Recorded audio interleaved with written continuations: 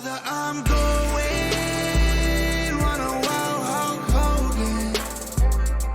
If I like it's a moment, I'll make sure it's an explosion. Cause lately I've been seeing stars, trying to kick out of this chokehold. But it's no holds barred, middle fingers like I'm stone cold. What is up, everybody? This is another episode of the Slap and Meat Wrestling Podcast, and this is our long-awaited end of the year awards show. With me today, as you can see, we got DJ Wavy D, and then from the Beyond the Junkyard, I think I got that right, podcast, we got Junkyard James and K-Dog Cody down here as well. How's everybody doing? Doing great. Phenomenal. Great, wonderful, fantastic. Thanks you for having me. All righty, let's jump into business because we got a lot to talk about. So just to go over the categories that we'll be talking about match of the year, male and female wrestler of the year, the best heel of the year, the best face of the year, the best storyline of the year, the best moment of the year, and then we'll end the show with each of us naming 3 male and female superstars that we are going to take a look out for in 2024. And to keep this sort of organized, for each category, we're going to sort of go in the same order. We'll start with James, go to Cody, go to Wavy D, and then we'll end with me. So the first category we'll start with is storyline of the year. And so James, give who your winner of this award is. A little, don't take too long to explain why, but who's your storyline of the year? Yeah, so my storyline of the year has been a year-long progression to where we are now, to one of the most devious factions in all of pro wrestling. Storyline of the year is the creation of the patriarchy, Christian Cage's group. Christian Cage is on probably his best run of his entire career. And just the storyline from the beginning of the year all the way through. And it only began this year.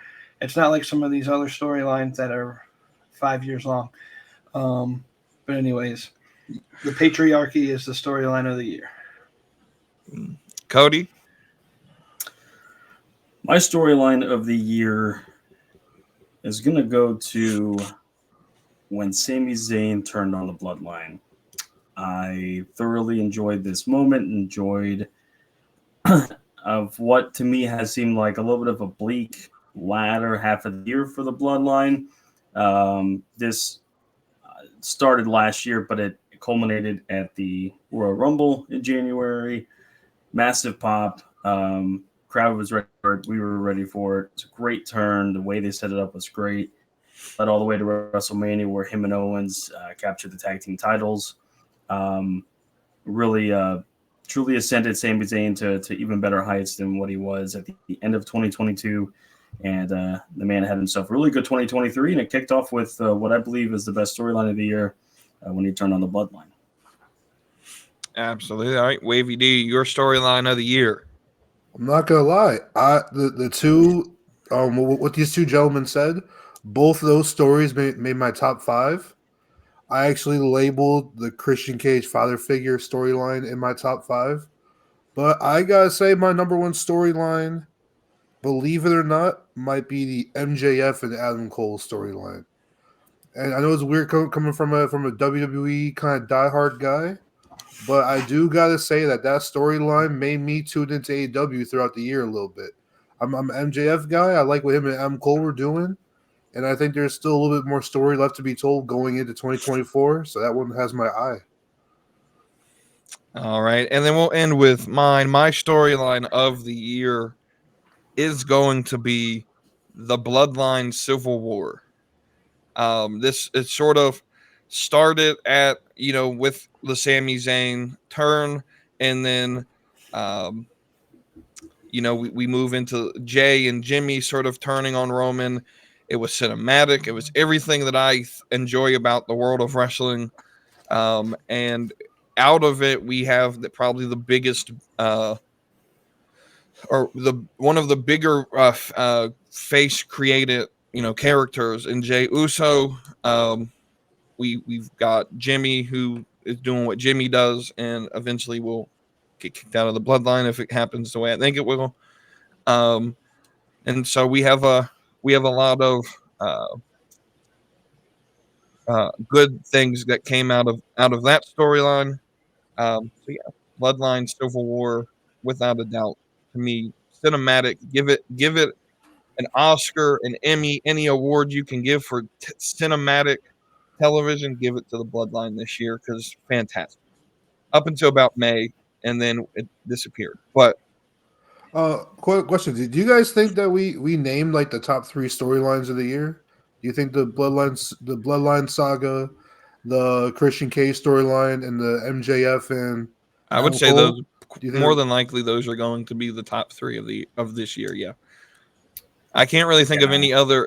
I mean, other than Judgment Day and some other stuff on NXT, I can't really think of anything else that would come close to it.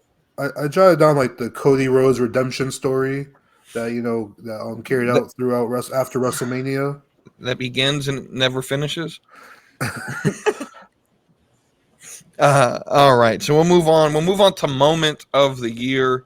James, go ahead and give your moment of the year, and or define what you mean. What because for me, let me define moment because like we have match of the year, and a lot of casual fans don't necessarily care about matches. We care about big moments that you'll remember. There's a difference between match and moment. So this isn't like necessarily a particular match, but just a particular individual moment that happened. It can be a segment, it can be a return, something like that. So, moment of the year for you. Yeah, so I'm kind of going in the same ballpark. This isn't necessarily a match per se, but when I was thinking of what was the biggest moment of the year, I was thinking what was something that honestly I never thought I would see in the world of pro wrestling and especially in 2023. And my moment of the year was the arrival of Adam Copeland into AEW.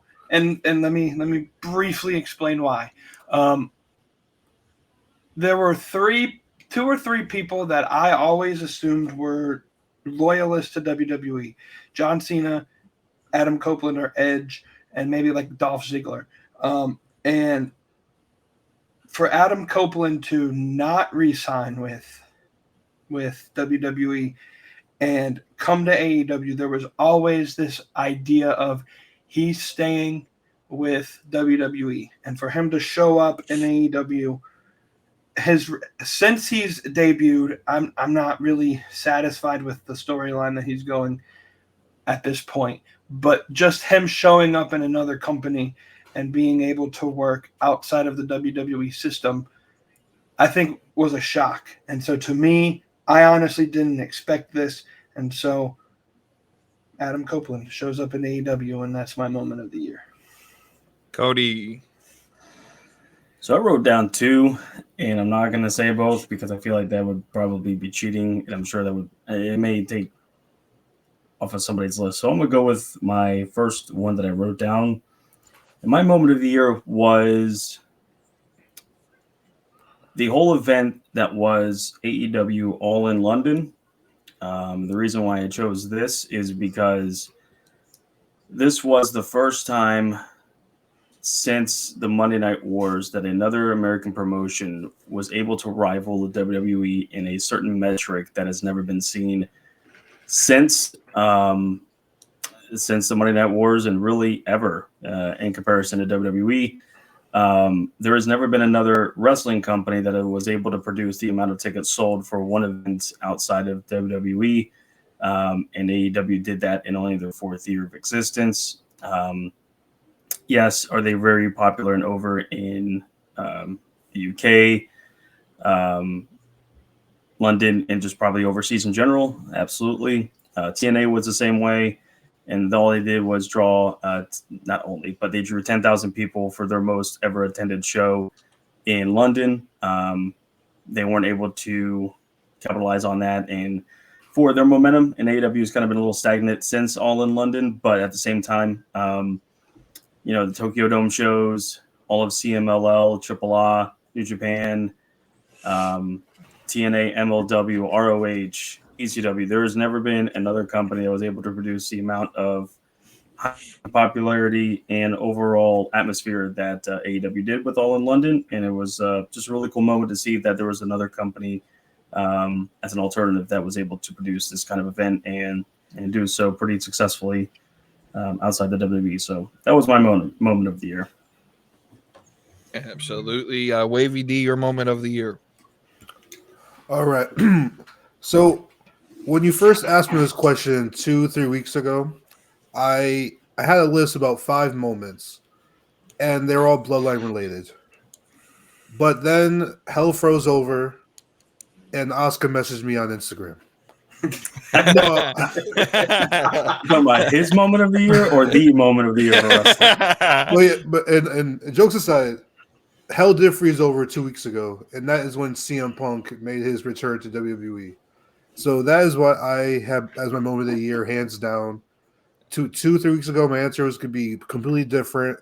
I was picking between 5 things, but then CM Punk walked in that door, shut it behind him, and I had no other choice but to pick for my moment of the year. A decade later, CM Punk returns to WWE. Never thought I would see it. CM Punk left, did UFC, left there, went to AEW, left there, came back to WWE. All this before GTA 6 drops. And this is the moment of the year, moment of the decade, moment of the 2000s. It's the moment. Pretty good. No. So there's only one answer for this. And that answer, there's only one answer. James mentioned his sort of criteria was things that you did not suspect would happen again, that you didn't expect to see. And ladies and gentlemen, we got that moment when CM Punk walked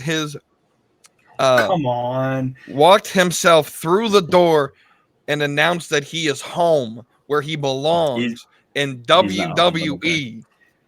It was a shock. I knew he was showing up when they announced Survivor Series. They announced in Chicago. He teased it by saying on the commentary that he was free in November. I mean, it all lines up. You can only return CM Punk in Chicago. You can't do it anywhere else. So I was suspecting of it. That's the only reason why I tuned into Survivor Series was because I thought he would show up, and he did. So it was so shocking. Yes, I won't say it wasn't. It was very, very shocking to actually see him. So let's explain. Let's explain.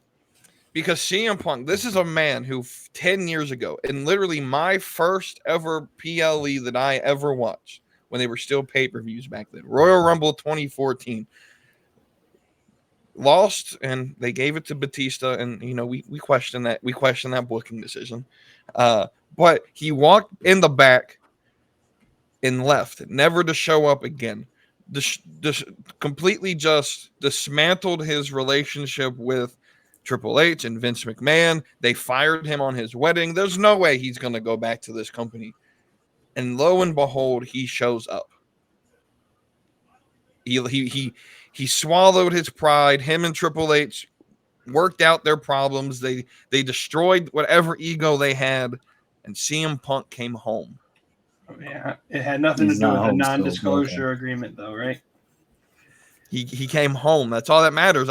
We don't need him to come home, but okay. I'm not gonna lie. I will thank AEW and I will thank the higher ups at AEW for dropping this bag right in WWE's lap, and for allowing Phil Brooks to return home. Ratings aren't saying so much. Ever since his return, Raw's dropped every single week. So I don't know. Hey. All I'm saying is nowadays you can't say that he wasn't on every episode of TV though. He was pretty sure of the 2 episodes he's been on, they lost 400,000 people. I don't want to say you guys because I feel like you guys is a bad term because you guys aren't all AEW fans. Like you guys don't encompass all of AEW fans, but nowadays we all know that people watch TV differently. And that's one of the main arguments that I feel fans of AEW always throw out there when we talk about the ratings for AEW is that you guys say we watch TV differently nowadays. It doesn't account for streaming. It doesn't account for all these different places you watch the show at. I feel like that's the same going both ways. Is that not everybody sits down and tunes into USA Network and watches Monday Night Raw? You know what I'm saying? Well, that and the episode. I So like last night there were 2 Monday Night Football games. You had the Dolphins, which are on TV. But when Punk was on Saturdays every week, when college football was going on, and Collision was getting, I didn't. No. We couldn't run that excuse. But you could, because it was a legitimate excuse, and that's why I said 500,000 people would have been a legitimate number for you guys to hit every week, but you still couldn't hit that number. Because we're hitting it now that he's gone. We're at 445 every week, and he's gone. So it's not Punk that is increasing. And no one here said that Punk was going to raise the ratings. We say he's going to bring in money. It's about and it's literally the high. His 2 shirts that have been released have literally brought in over $1 million in 2 weeks. That's why they brought Punk back. No one. And I think it's a smart ploy. It's a fat paycheck for Punk, and I think that is. I don't know how true the rumor was that TNA offered him a 7-figure contract when I feel like TNA can't afford a 7-figure contract. No, there's no way they have that money because Sami Callihan just quit because they didn't pay him. There's no way they can afford $7 million. That would have been literally the entire roster was just CM Punk, and he's entertaining, but I don't know if he can do a whole 2-hour show every week and a 3-hour pay-per-view all by himself. But no, and he definitely was going to draw on the money for sure. I think Punk really he didn't have to do it, but I felt like if he was going to stay in the wrestling sphere, that this was his best choice. This was the only place. This was the only place he could go. TNA. This is an ego thing for Punk. TNA wouldn't satisfy that. He wants to be in the spotlight, and whether or not you like him or not, I'm not the biggest fan of Punk, but he's here. I don't think he's needed. But he's the whipped cream and cherry on top of the. It's not necessary, but it adds a little bit to it.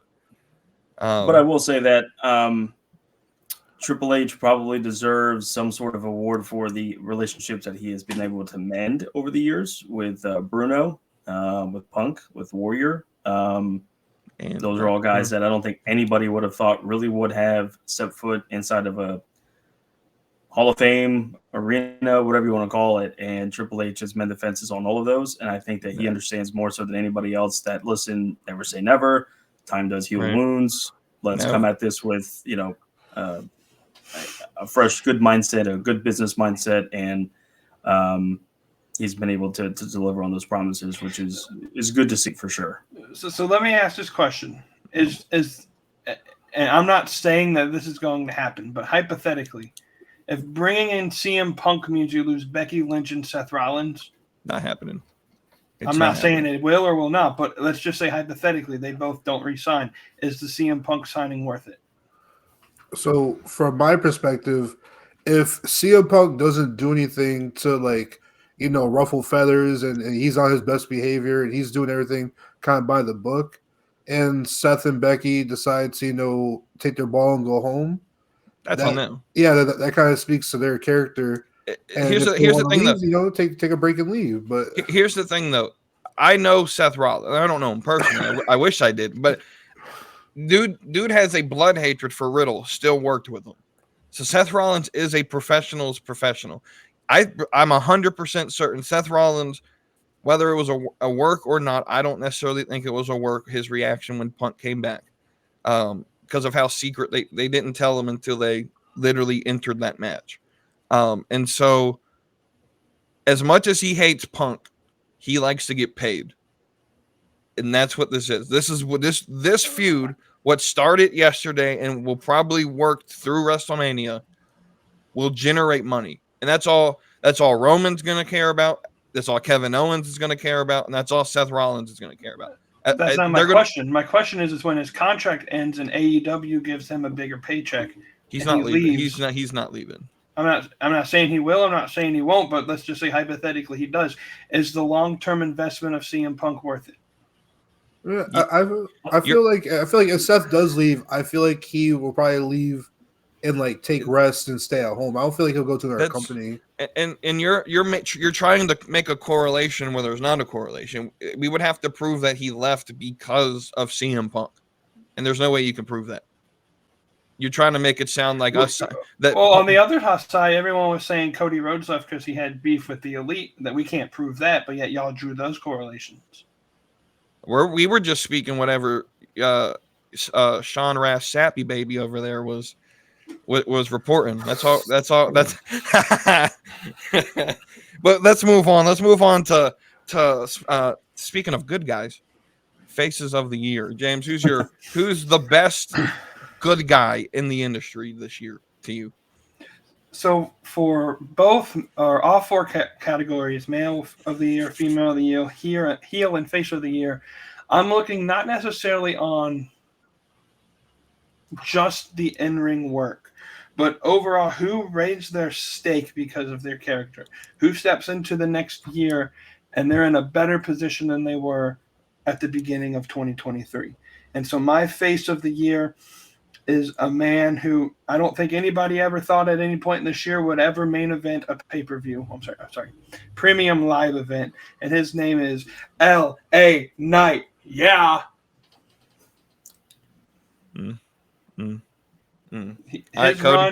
His run was. I'm not a WWE guy. Wait, you can't call it a run though. It was one show. It was one show. But the way that he got the characters behind him, the fans behind him, starting from his bullshit match with Bray Wyatt and that Mountain Dew Pitch Black match, all the way to the end of this year, you cannot hit. You talk about making money. He has like 5 top-selling shirts in WWE shop this year.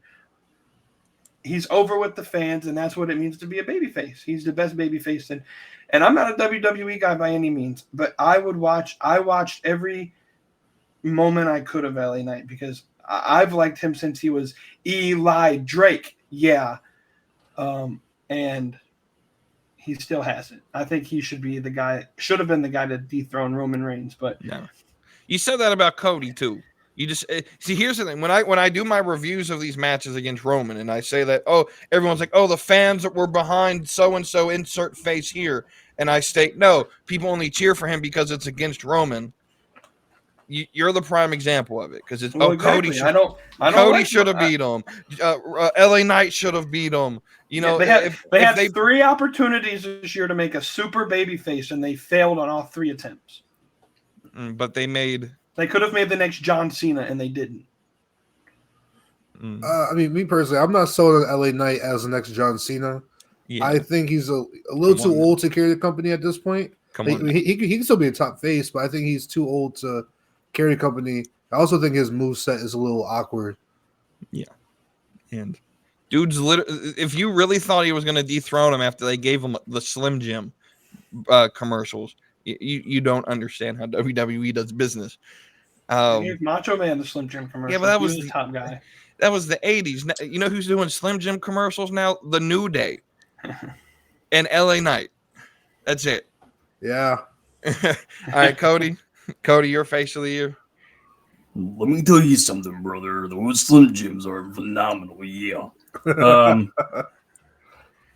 Yeah, I think there already is a John Cena on the roster, and I love LA Knight. Believe me, I do. It's not him.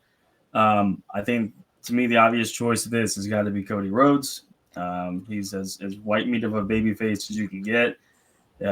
Makes me sick talking about him. I don't like him, but there's no denying that he shares your name. You should love him. Yeah, I hate him. Fucking sellout. So, yeah, it's Cody Rhodes for me. I don't think there's really anybody else that's quite close. He does all the bullshit that WWE does with every babyface that is very top. Anyways, yeah, that son of a bitch is the face of the year.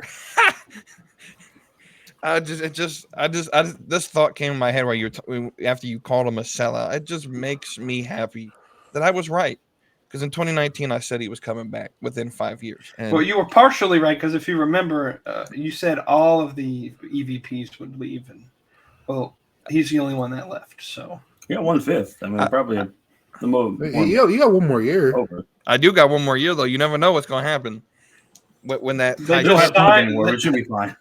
they just signed a big extension, all 4 of them. yeah, that extension don't mean nothing when Endeavor comes in and buys it from them. Doubtful. I mean, I don't really want that to happen. Yeah, I don't. but- Yeah, I'm not saying I I'll want give it it to another year. happen, but We'll see what happens in December 12th of 2024. We'll count then. All right. Wavy D, your face of the year. So this is probably the hardest one to pick, I think, out of my list of all the end of the year stuff, just because WWE has so many top faces right now. Mm-hmm.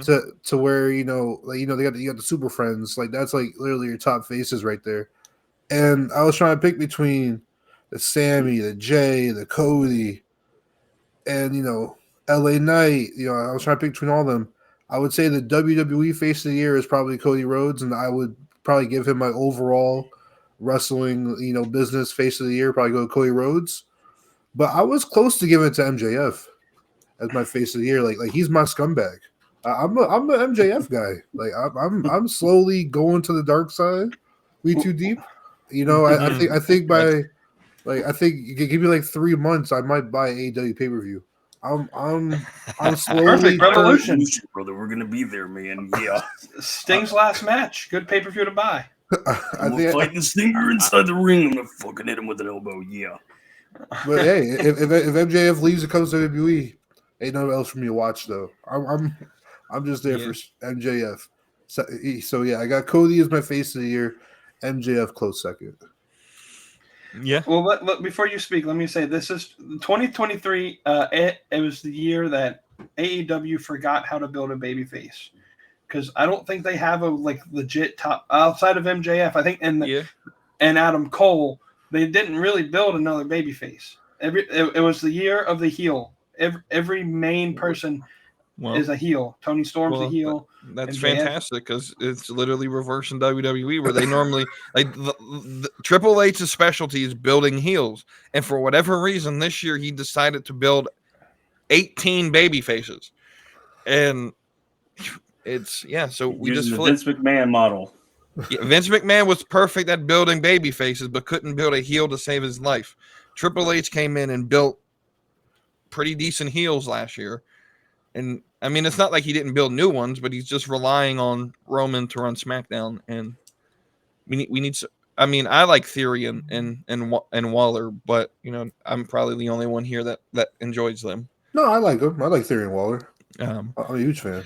But I think they should win the tag belts and Aussie, and so they can all do shoeies.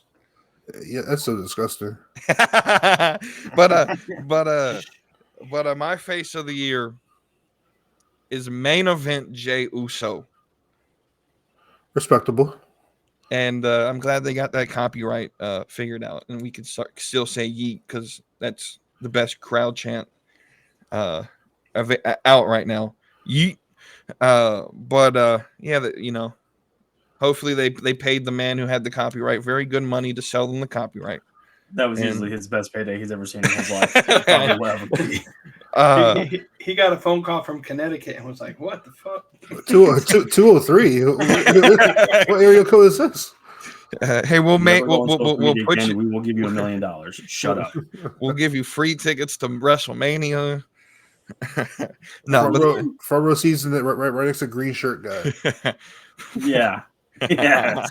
I think that whole row's parked because Trinidad guy with the red. Oh, Trinidad. Yeah, he's probably got his seats, and Dolph Ziggler guy has no reason to be at a WWE show. He's on his way to Puerto Rico to watch Nick Namath's first match in Puerto Rico, which you can. That fucking country. I got a question for you, Too Deep. What's up?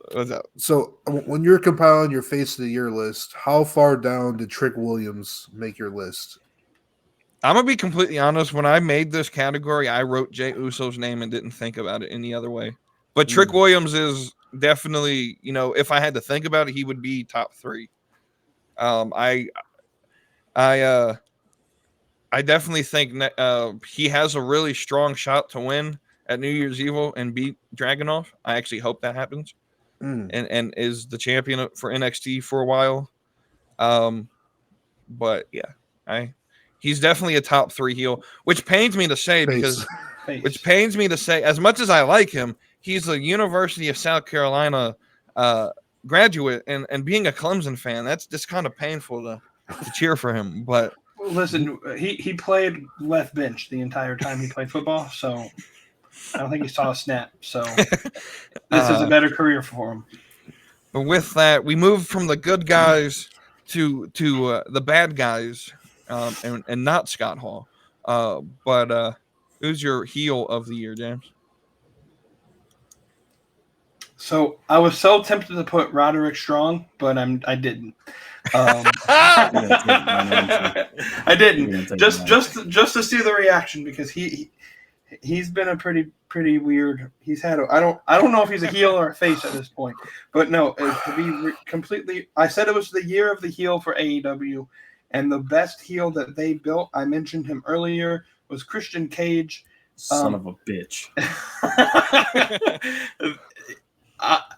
This is his best run, I think, of his entire career. And any second generation superstar whose dad is dead, be careful. Christian Cage might go after your mom. Because I don't know, his entire gimmick, the build up of now he used to be Luchasaurus, now it's Kill Switch, the change with Nick Wayne, it's all facilitated by Christian Cage, and just his ability to, at whatever age he is, he's able to put the TNT title and put on decent matches. They're not going to be great matches. Like, they're not like Sammy Guevara, Cody Rhodes type TNT matches, but just his gimmick, his character, he plays the heel well. And I think it's great that his company or his faction name is the Patriarchy, because at some point someone needs to say, we're here to end the patriarchy, and it's going to be like some big, proud, woke, feminist moment in AEW that'll make the fans just so happy. And it's going to be a great thing. And Christian Cage, I think, as of right now, best heel of the year. Okay. Cody? Well, that Fulker over there took my answer. But Nobody was. I've absolutely loved this run with Christian. I would agree. It's been his best run that I think he's ever done. The character work that he has done in this whole past year has just been phenomenal. That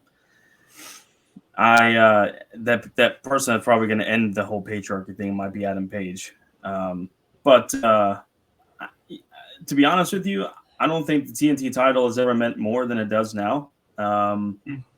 And it's quickly become an Orange Cassidy has done a great job with the international title and making that relevant, but Christian has really You mean not swapping titles every week actually means it's going to actually mean something? Oh, who said that? AEW hasn't done that in months, so I don't know. That's what I'm saying. That's what I'm saying. If you guys would let someone have a run with it instead of like flipping back and forth every week. Everybody's had a run with the title here in this past year, like a long run. MJF's been the world champion for a year. I'm talking about TNT in specific. There was a point where the TNT title switched hands like 18 times in 2 weeks. That's fair. How about the world tag team titles over there when they played patty cake with it for 3 weeks? For that 24/7 title.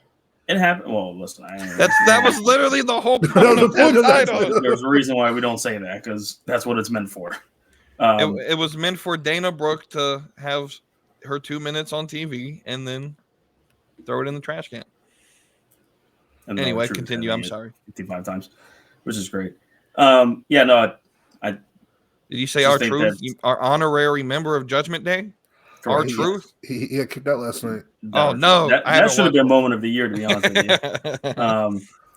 But, yeah, Christian Cage for me, done a really good job with his run. I was like you with Rando with the faces of the year. I thought of one name and I didn't even have a list because that's who I thought of. Right.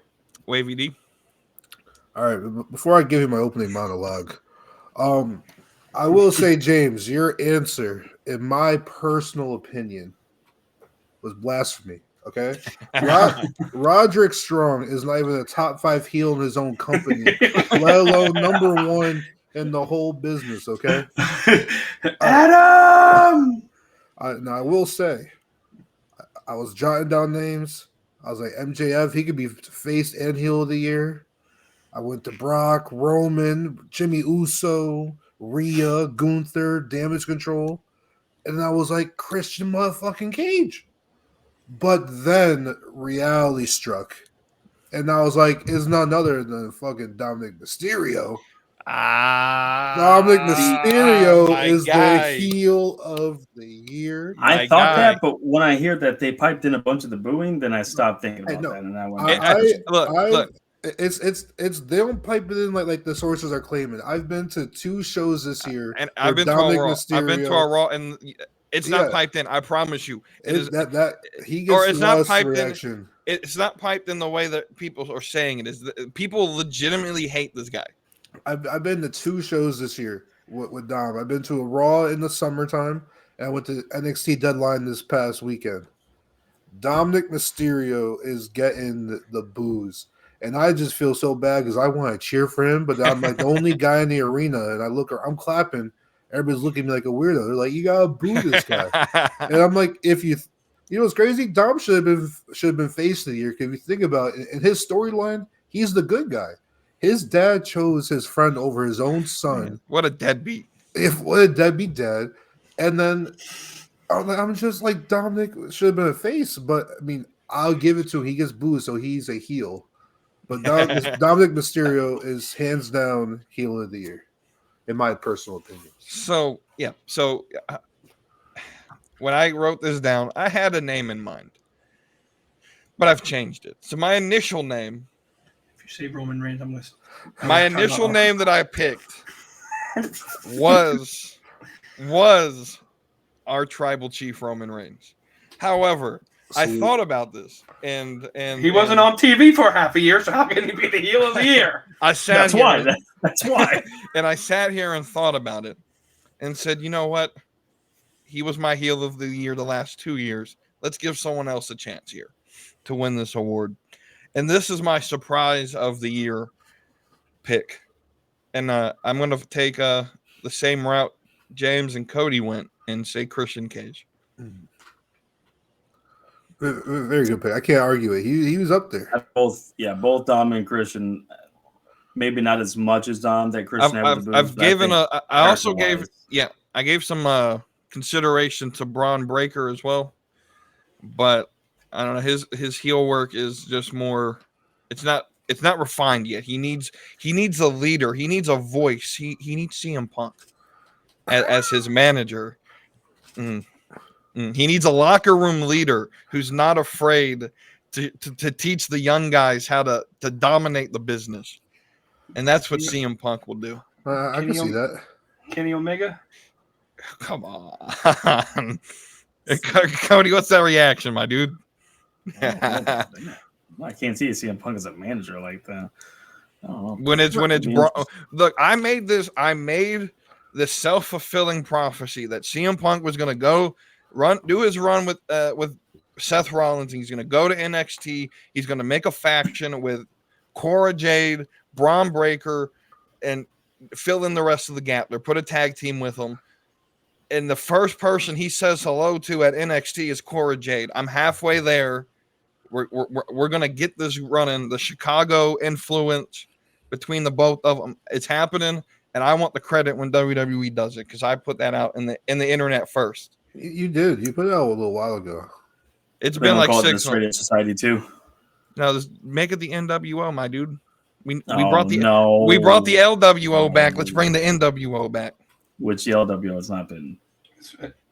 Well, as much as there really wasn't much in WCW either. So as much as Eric Bischoff has been shitting on Tony Khan here recently, he might as well just come back and leave the NWO again. That's a very good point. But we'll move on. We're going to move on to Wrestler of the Year, and we're going to ladies go first, And so we'll do female wrestler of the year. James, who you got? And I promise you, if this is Julia Hart, you're kicked out. So I actually have a different name written down, and then when we first sent the list out, and I had to change it on the fly here today because this lady that I chose. So my original pick was going to be Sky Blue, but I realized I didn't say most attractive to you. I didn't say. Even Coy looked at you sideways. Listen, I gotta give you my preface. When I think of wrestler of the year, it's again who did the most to increase their stock. Okay, so when you're 1,000th on a list and you raise up to 50th, that's raising your stock. That doesn't mean you're the best though. And anyways, I realized other than Sky Blue, there is one other lady on the AEW roster that I think has positioned herself to be in a better spot in 2024. And she has a very good slogan that I like to talk about. And it's chin up, tits out, Oh my and watch for the shoe. Toni Storm is the female wrestler of the year. Again, probably her best work she's ever done. Not much to say when WWE had her getting smashed by cake. Like it. The storyline that she's going to run is great, and it's going to allow for the creation of the next female heel in AEW with Mariah May, and it's going to be just a great story that I think goes and culminates at All In London next year. So yeah, Toni Storm, female wrestler of the year. I remember the day when Mariah May was just, an influencer that people liked because she was hot, and then she actually decided to wrestle, and well, here we are. Anyway, Cody. I did not go Toni Storm. I think that's actually a decent choice given the fact of how her development has been over the last year. And it's amazing how two veterans like that, their best runs have been in AEW with character work, and AEW is not a character-driven company. My female wrestler of the year, I honestly didn't think there was much of a choice, to be honest with you, and not in a bad way. I just think same thing with the heel of the year. Thought of one name, and I'm like, yeah, I don't see anybody else that could really top it. Rhea Ripley, dominant from beginning to end. Over like Rover, good in the ring, good on the mic. Her influence on Judgment Day to me has actually made me interested in Judgment Day. And I love Balor. I love Damian Priest. Who the fuck is the other guy? You let the leprechaun. I know him as Devlin, James Devlin or whatever, Jordan Devlin, but it's JD McDonough, but because his real name's Jordan Devlin, so we can't use it because WWE likes to copyright and make money off of everybody. So, the Huba Funko Pop. Yeah, I like him being the bump guy for Judgment Day, which is fine. That's all he's there for. No, I just think that Rhea's, to me, I think she makes that group very strong. Dom too, and I mean, all the characters serve a purpose for sure. I just think that Rhea is a glue that holds everything together and makes it a very attractive group. Her dominant run in the women's division has been impressive, and she just kind of continues to get better. Seems like every week, and I think she'll have just as strong of a presence, if not even better. I don't know how much more she can get better, but I think either way, I don't see how she's not female wrestler of the year. All right, Wavy D, it is your turn. Who's your female wrestler of the year? Okay, so James, Sure. a wise, very wise woman once told me, saying, there is no such thing as stupid questions, but answers are another thing. All right. R.I.P. Miss Purcell, first grade teacher. You know what I'm saying? Miss you. I mean, I don't know for a fact that she's dead, but she was old. But she was old. I'm not gonna lie. She was like 75 back then. So just doing the math. Chances Oh, are what a This- turn this- this thing took. this lady like 103 right now listening to this podcast. chances are RIP. Anyway, Oh, gosh. You got Mae Young over here. I was very tempted to go down the road of Cody and say Rhea Ripley, because I do believe her character work was very amazing this year. I do, she carried Raw on her shoulders. She carried SmackDown on her shoulder. She carried WWE on her shoulders. She can for carry most of me the on year. her shoulder. Hey, I'm not gonna lie. She got big shoulders. She probably carried both of us. She's a strong, independent woman. Okay, ain't no Oscar, but she's a strong, independent woman. But her in ring work. Sorry, no, not her in ring work. Her matches, majority of them were not that great. Not due to her. It's just due to the opponents WWE put her up against. Good So- example last night with Maxine. What the fuck was that? I did not get a chance to watch it. Yeah, I haven't watched it yet, but, But- I've heard it was bad. I heard Maxine tried her best. That's what I heard. But Try her best. that's the Back to the performance center. so that's the problem with WWE right now, with Raw right now. Is there's no one to challenge Rhea, and it's obviously setting up for Jade, and that's the most obvious way to do this. But when you put someone like Tegan Knox, who runs in slow motion, she's the least athletic person I've ever seen in a wrestling ring. Or you She put can't someone, help it. She don't have both knees.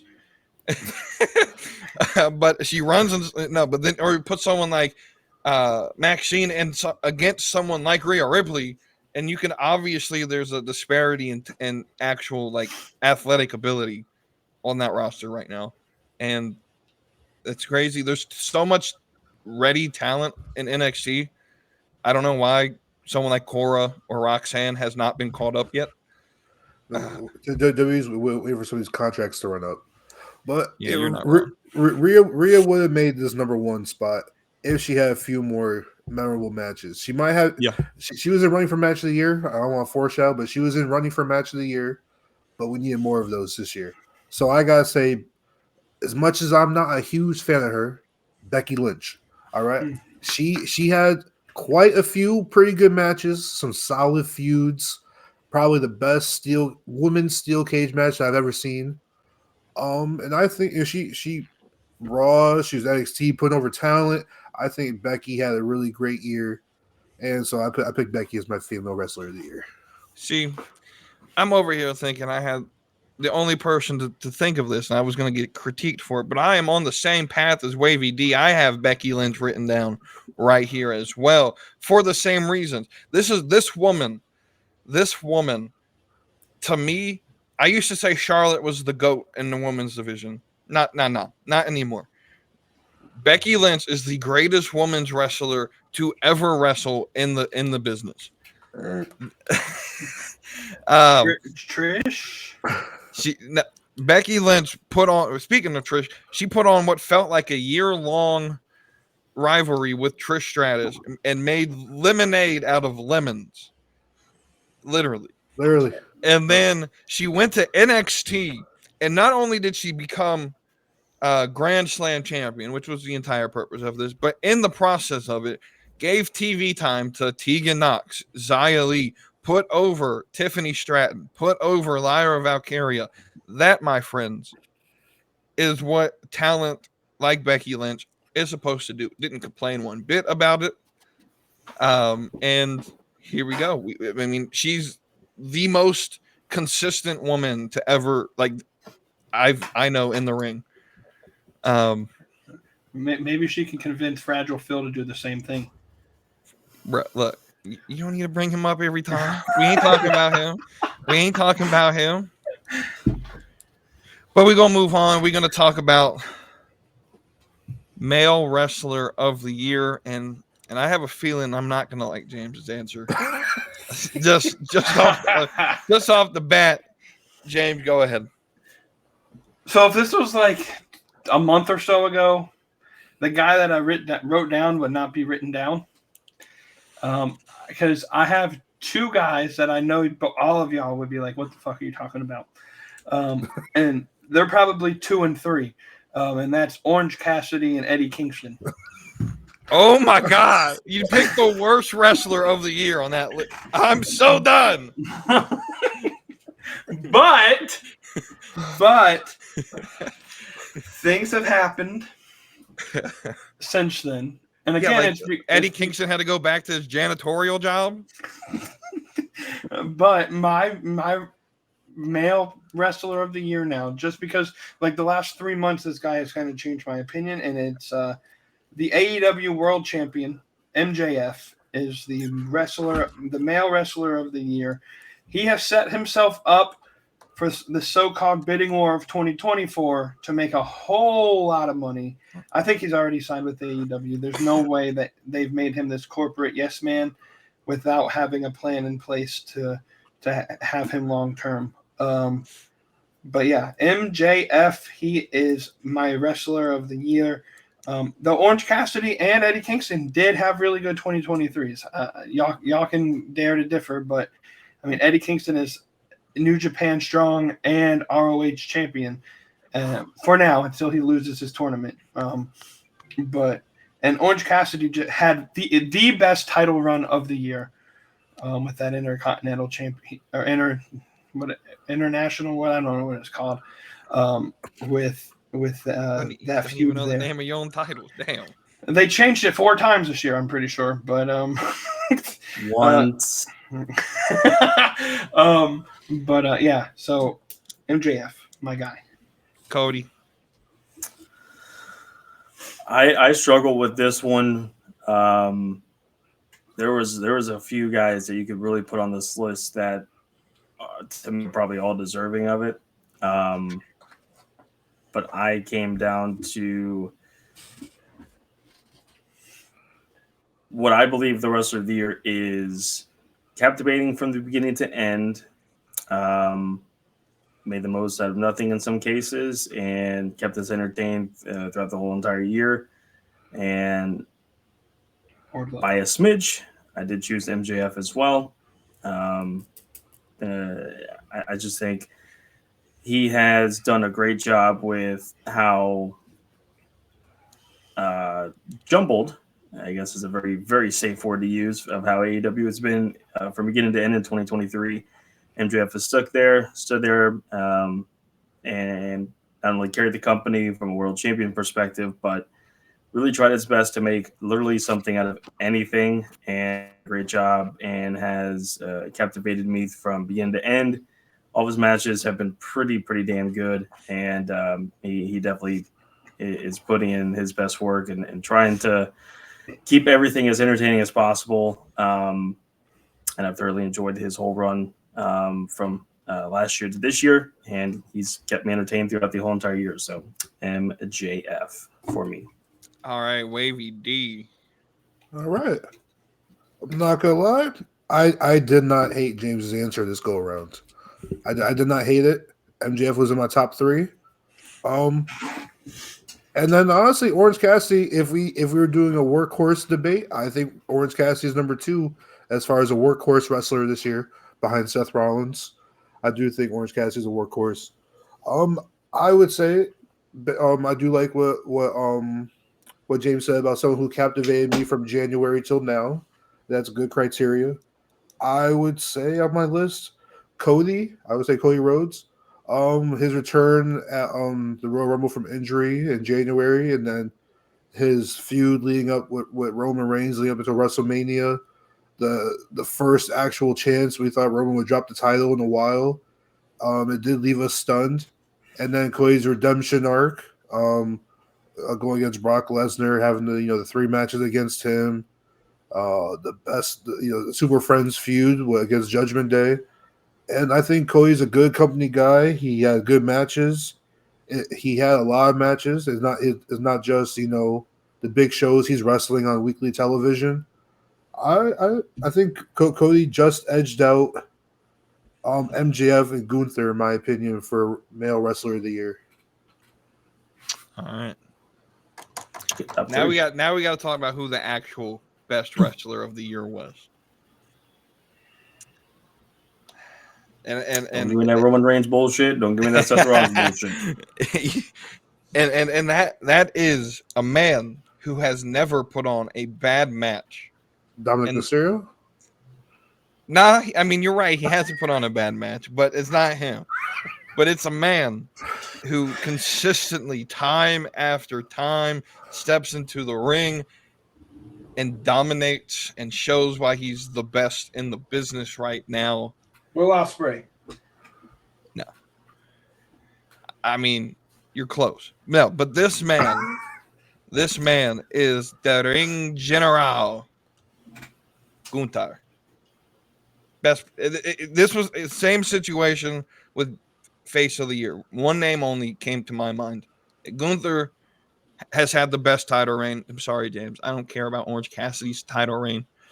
Gunther's Intercontinental Championship reign is the most, or the best of 2023.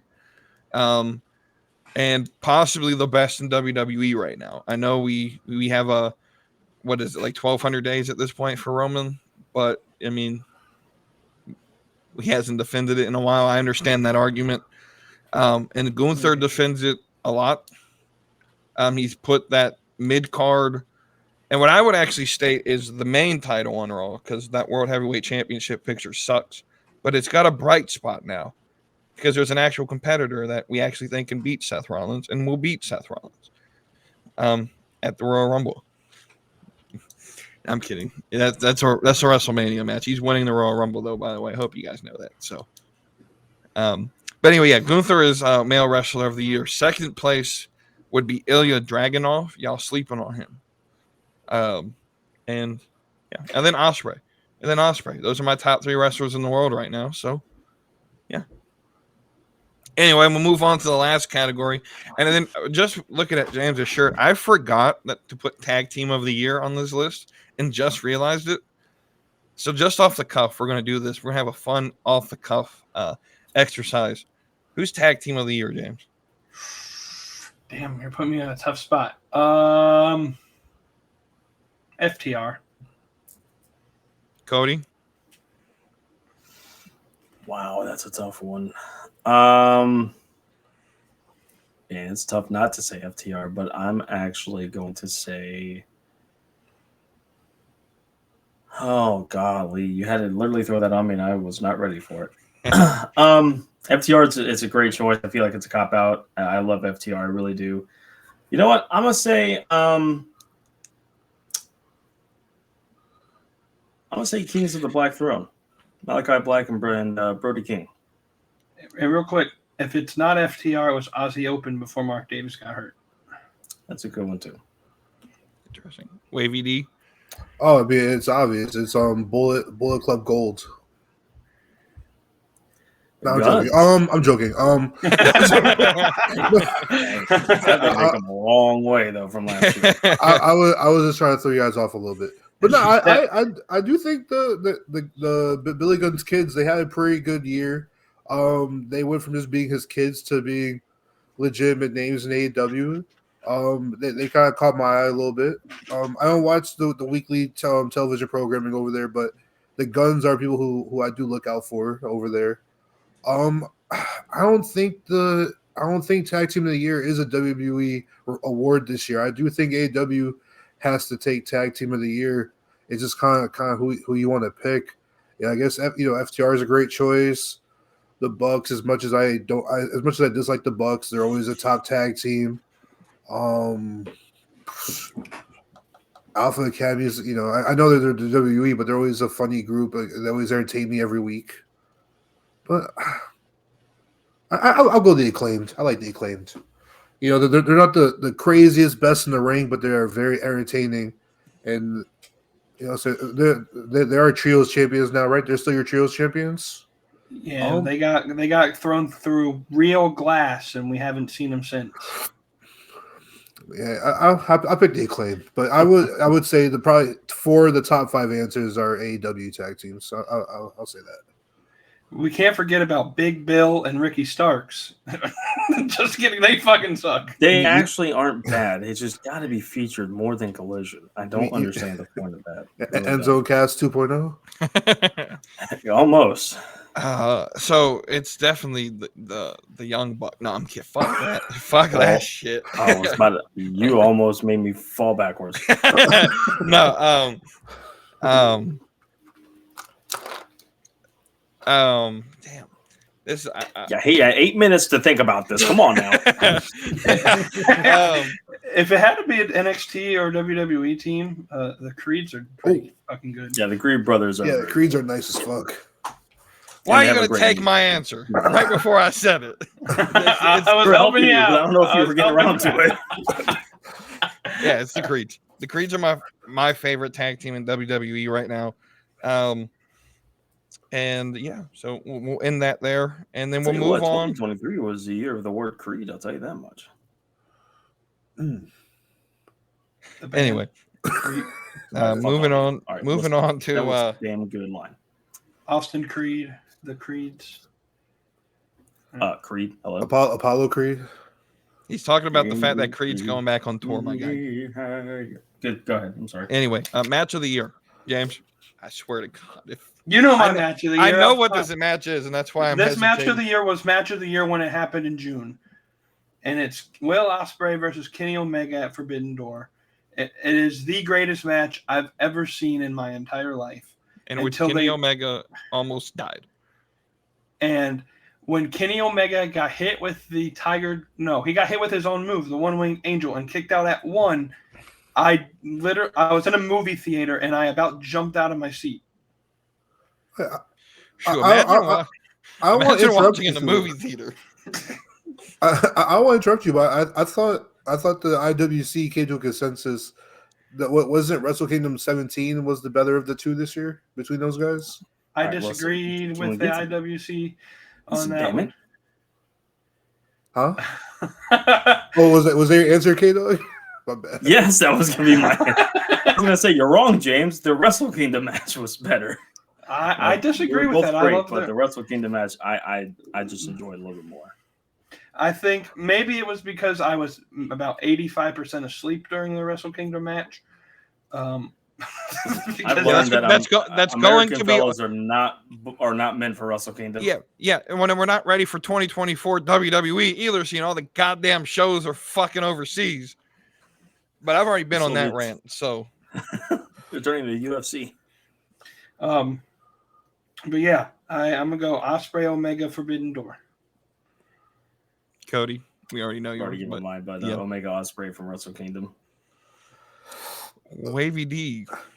You might want to come to me last. I have like a whole list of honorable mentions and top fives. You just come to me last. No, because I have the same thing. I have the same thing right here. So wait, hold on. You bitched and moaned that I had 84 matches from the entire year. I have 18. I have 18, not 84. So I have a bunch of good matches this year. I have a top 5 honorable mention and a top 5 match of the year. The reason a lot of these honorable mentions did not make match of the year, in my opinion, is because I try not to put gimmick matches in my top 5, just because the gimmick a lot of times, say like Hell in a Cell, oh, he jumped on top of the pod, oh my god, crazy pop. But like if you look at it, I do like the regular what can you do in a regular match type stuff. You know what I'm saying? I don't want to rely too much on gimmick. So real fast, just the honorable mentions: Sammy versus Roman, Elimination Chamber. Viking Raiders versus Alpha Academy, Viking Rules match, Raw, July 17th. Owens and Zayn versus Judgment Day, Street Fight, Payback. Damian Priest versus Bad Bunny, Street Fight, Backlash. And Becky versus Trish, Steel Cage, Payback. Now, number 5 match of the year, Cody Roman, WrestleMania. Okay.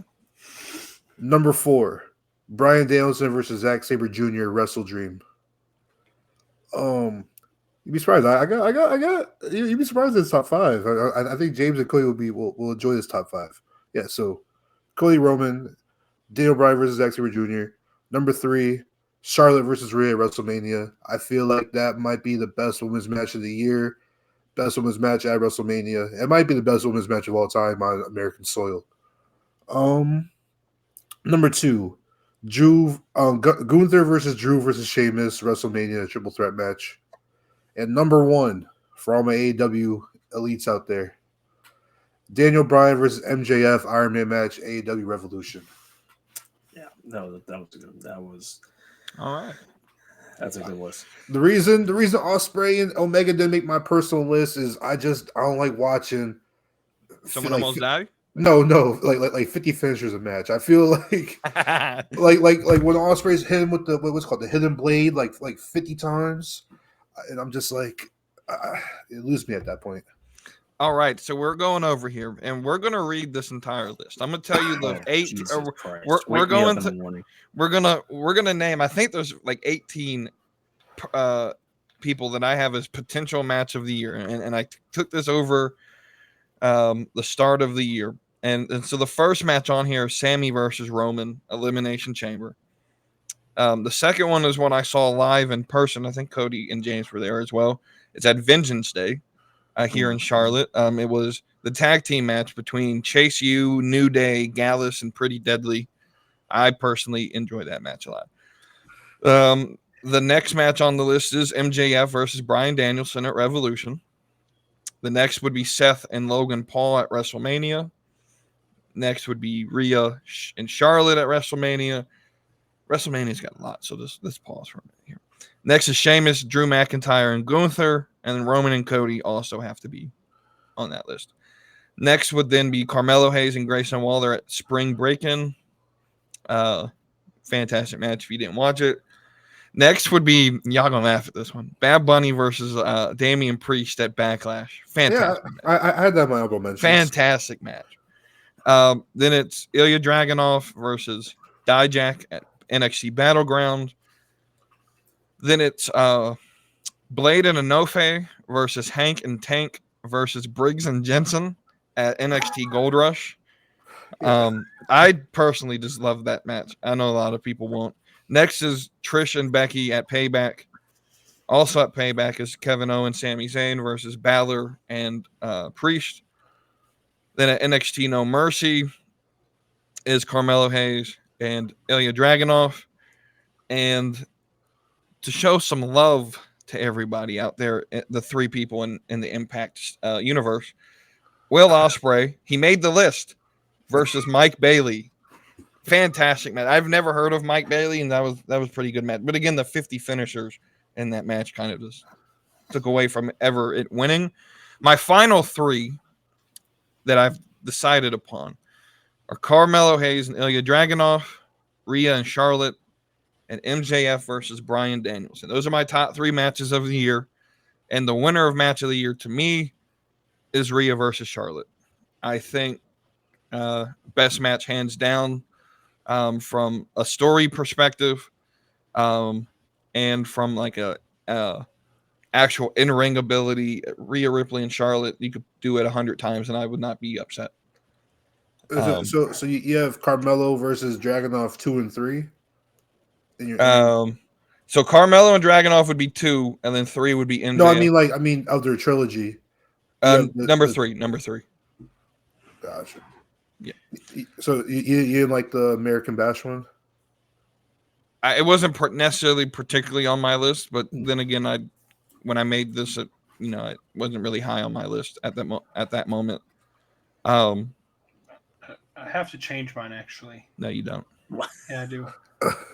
My match of the year was CM. No, because you came up in here. And like, no, this is going to be match of the year. Match of the year since June. Hold on, let me finish. Hold on. My match of the year was CM Punk versus Jungle Boy Jack Perry versus Tony Khan in a backstage match. Backstage street fight. Backstage death match. Yeah. Put that match on WCW Backstage Assault. All right. And then this wasn't a category, but there's no competition. Booker of the Year is Triple H. And we're going to end it at that. Oh, we have the male and female superstars. We've just no, shit. I forgot about that. I'm glad you remember that because I'm looking at an hour over here, and I typically end it at this point. But where the hell did that fucking list go? I had my anyway. We'll find it while everybody else is talking. James, you were 3. You want to just do all of yours? List your 3 male and female right Sure. now, and then we'll go. Yeah, so your male and female superstars to look out for in 2024. So I have 4 in each category because Because you don't know how to read instructions. You just listed 18 match of the years. So I have 4 in each. One's an honorable mention in each category. My honorable mention for male superstar to look out for is, and the reason it was just added to the list was because it was mentioned earlier in the show. It's Trick Williams, because if I was to watch NXT, he's the only motherfucker that I would be interested No, in that watching. show great. That show was great. You should check it out. It about put me to damn sleep the last time I watched it. But I like Trick Williams. I watched the pay-per-view last weekend? And I talked about when Kenny Omega popped out, kicked out at 1 off the one-winged angel. I jumped out of my seat. When Trick Williams won that match last weekend at Deadline, I legitimately marked out. I like Trick Williams, and then my actual 3 male superstars to look out for. Hey, Tony Khan, I'm going to book your next 3 AEW World Champions: Will Ospreay, Swerve Strickland, and Adam Hangman Page, in whatever particular order, because they all 3 are deserving of the AEW World Championship. I think Hangman Page is most deserving because he was screwed out of losing the title the first time. Is he gonna drink blood again on his way up there? But yes, give me those 3: Ospreay, Swerve, and Hangman Page. As regards for the females, my honorable mention would be Mercedes Moné, because I don't know if she's going to go to AEW or if she's coming to the Fed and returning as Sasha Banks. But otherwise, it's going to be interesting to see where she goes. So you look out for her. The 3 other women that I would look out for, building off an incredible 2023, I think this lady has a legitimate shot of winning my female of the year next year, and that's Julia Hart. We got the impending debut of Jade Cargill in WWE. That might come in June of next year at this pace. And then someone that is a sneak pick, but someone that if you pay attention to like ROH, you would know how talented this lady is. And that is Billy Starks. I think I have high. She's like the Nick Wayne of the women's division. And I love Billy Starks. And didn't she give Britt a concussion though? No, that wasn't her. But anyways, Billy Starks, watch out for her.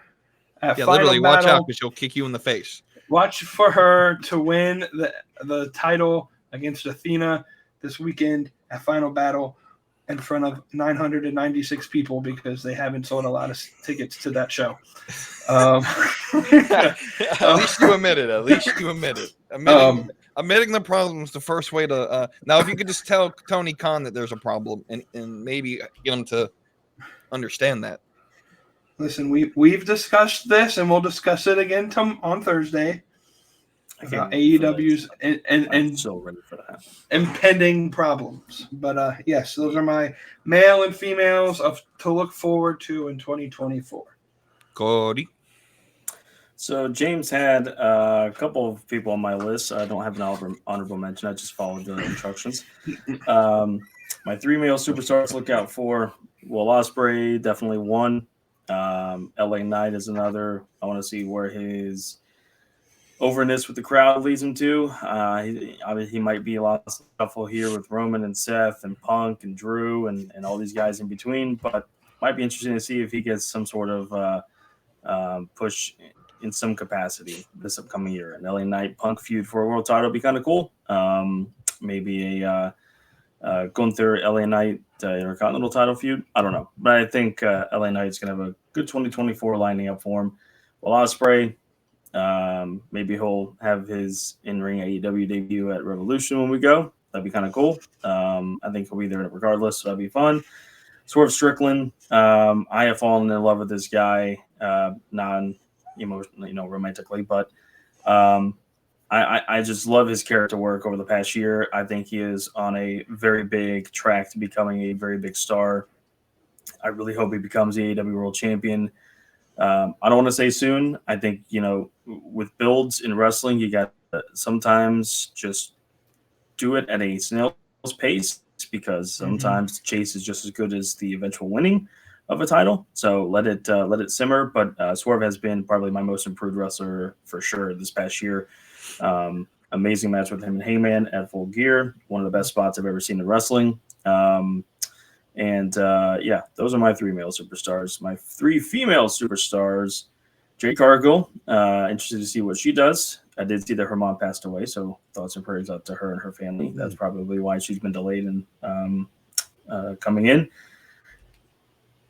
I don't think I mentioned an NXT person at all because I don't watch it enough and it doesn't draw enough my attention. But Tiffany Stratton is a female to watch. I think she, if she drops it to the NXT title, if they don't just let her carry it for a while longer, could be doing something in the main roster. Raw could definitely use another talent, and that could be a good place for her.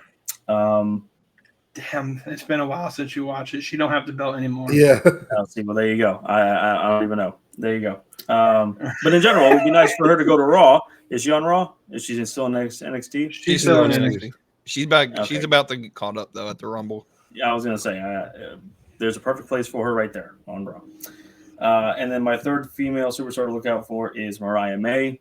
Going to be interesting to see what her feud with Toni Storm does, how it can be compelling and entertaining. She seems to be an entertaining individual. I've seen her matches in Stardom. She's very good in the ring, but I think she is a draw on AEW if they use her right. But if they use the women's in general, that would be great. Tony Khan, please do it. Those are my 6. Give them the whole hour of Rampage. Give them the whole hour of Rampage. Give them the whole hour of Collision. Do whatever you got to do. All right. Wait, So- Ladies first, my top 3 female superstars to look out for in 2024 are Julia Hart, Sky Blue, and Diana Perazzo. Those are my top 3 female superstars. Jade Cargill, Tiffany Stratton, and Sasha Banks. those are the real 3 you got to look out for this year. I was gonna say, once you put Sky Blue and Julia Hart on that list, I'm like, pause, stop the train. Those are the top 3 women to look at. You talking trash about Julia Hart? That hurts some feelings now. She is very improved. Yeah, our man Jay from our job is gonna come be looking for you. Hey, You can have him, buddy. Take him. So yeah, Jade Cargill, Tiffany Stratton, Sasha Banks / Mercedes Moné. I think she's on her way back to the dub. So Yes, we'll see what happens. And top 3 male superstars to look out for is Pepsi Phil, my boy, CM Punk. You know what I'm saying? Look out for the stories he's gonna get involved in. Ricky Starks, I think he has a good year coming up in 2024. I think he's a candidate of someone who could fill the MJF boots. As far as a champion, I feel like he got the mic skills. He's good, definitely good enough in the ring, but he has the charisma to catch the quote unquote casual viewer's eye.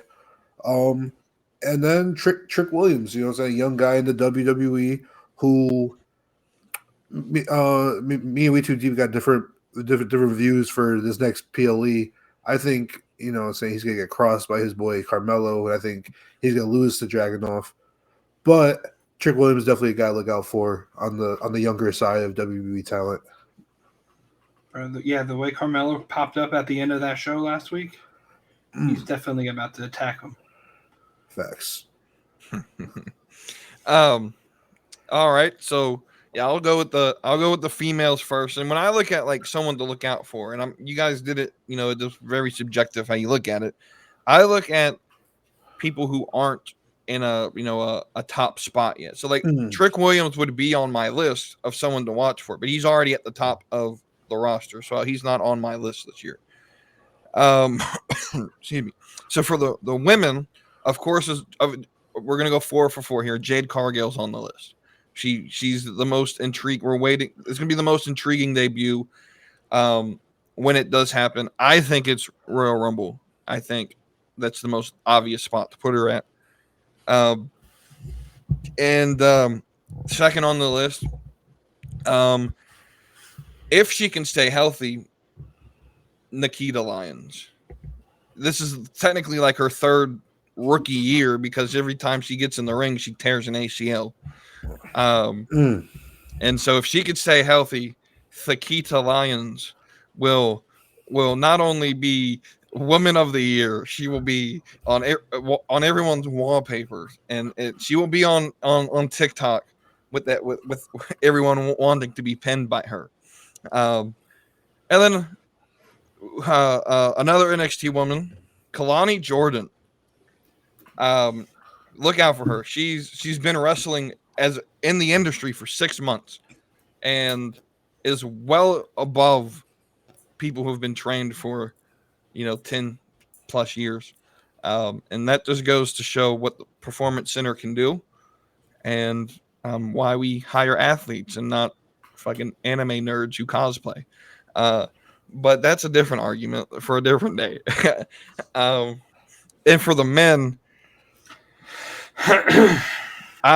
there's a guy here who, again, this is just goes to show what the Performance Center can do for you, because he's been here since Halloween Havoc. So in 2 months, he's more important than 4 years at that other company in Jacksonville.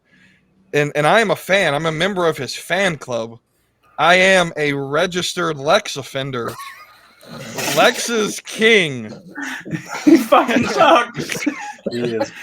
He's trash. That is horrible. Great character, but I wasn't very impressed at the PLE. His match with Carmelo might have been the worst match on that card. Y'all gotta let my boy Lexus King cook.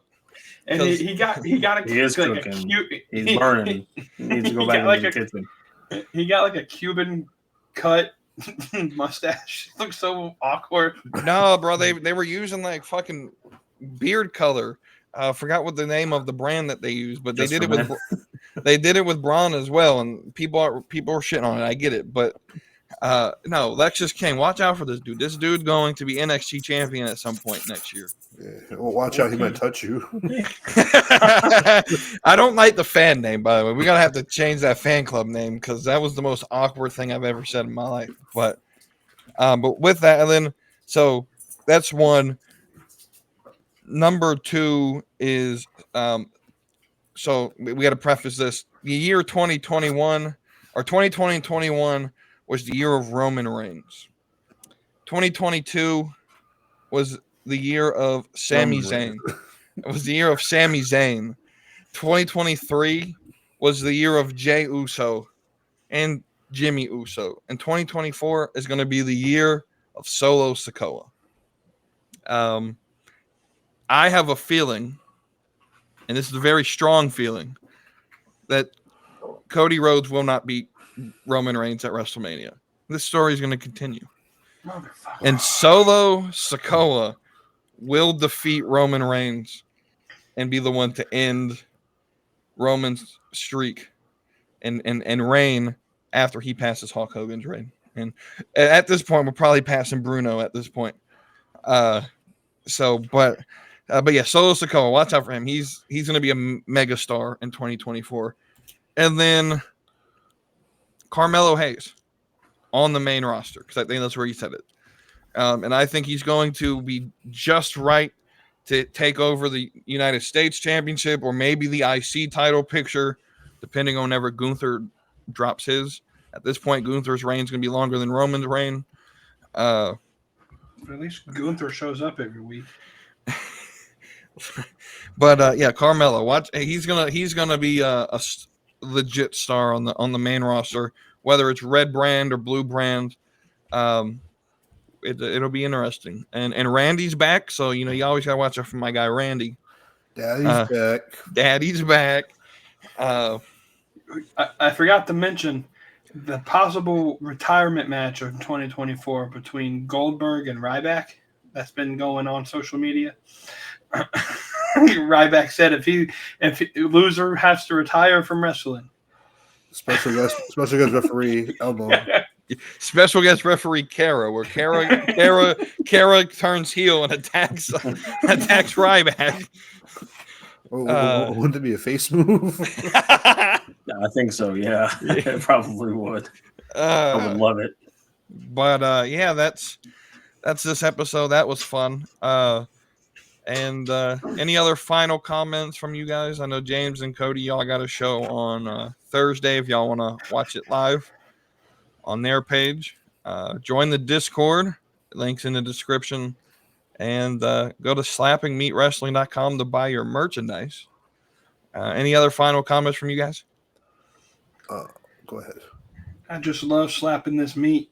Yeah. No, seriously. Check us out on Thursday.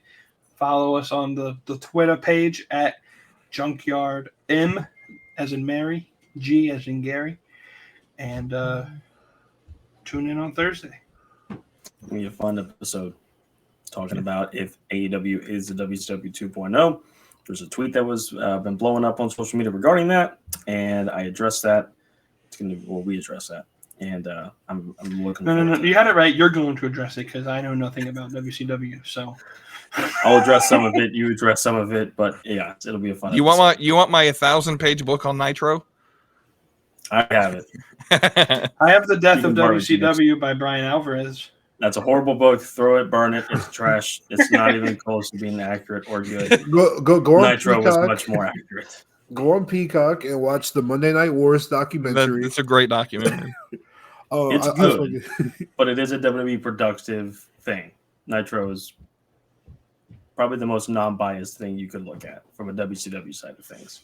Yeah, what's super biased is how people talk about Russo because Russo didn't kill it. But anyway, WCW killed Vince Russo, not the other way around. Anyway, Wavy D, you got some final words? Yes, love thy neighbor, and I want to give a big shout out to the top 3 women in my wrestling life. Shout out Asuka, shout out Rhea Ripley, and shout out Cara Danvers. All right, yeah. My final words here is, we're approaching the New Year's, and we always, we do these things called New Year's resolutions, and I got one for wrestling, and it's going to surprise you guys. And for the year of 2024, I'm making the resolution right now that I will watch AEW Dynamite without complaining. That is bullshit, and I'll call that right now. So the first episode of the new year, that's going to fail. I'll make a resolution. I got you. If AEW comes back to Connecticut, I will attend a live event. That's a big if. We waited 3 years for them to come back to North Carolina. So yeah, just be careful what you wish for. They don't want to listen sometimes.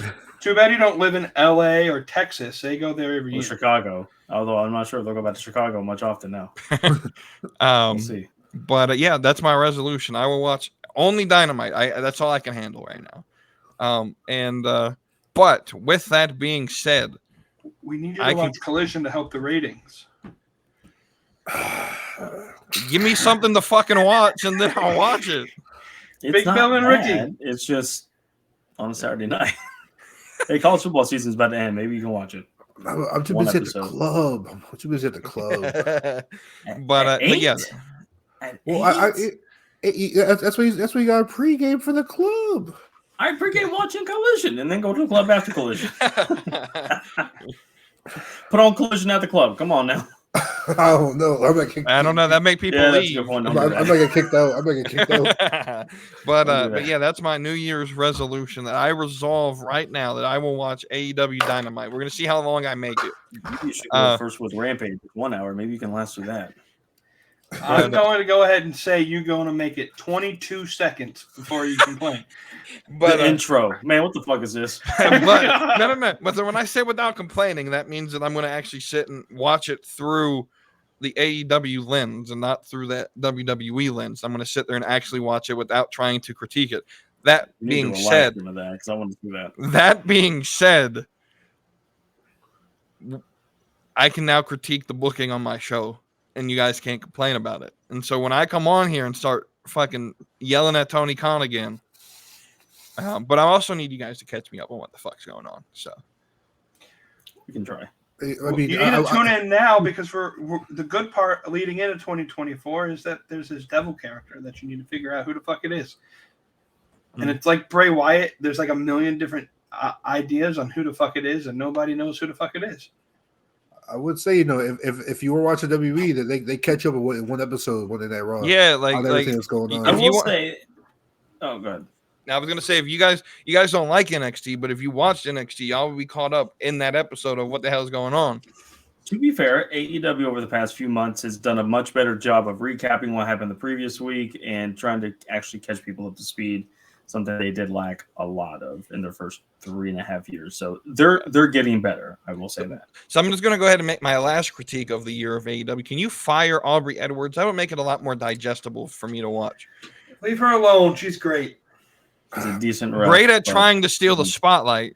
Plus, she's I think contractually obligated to be part of the AEW podcast. So no, we can't fire her. Is she also on their disciplinary Hire team? RJ City. On your guys' show on Thursday, can you please touch on the AEW disciplinary team? Yeah, being Bryan Danielson, and that's And Aubrey Edwards, is it Aubrey Edwards and on Aubrey the team? Edwards, I think so. Yeah. So I'll look and- into it. Yeah, we can touch on that.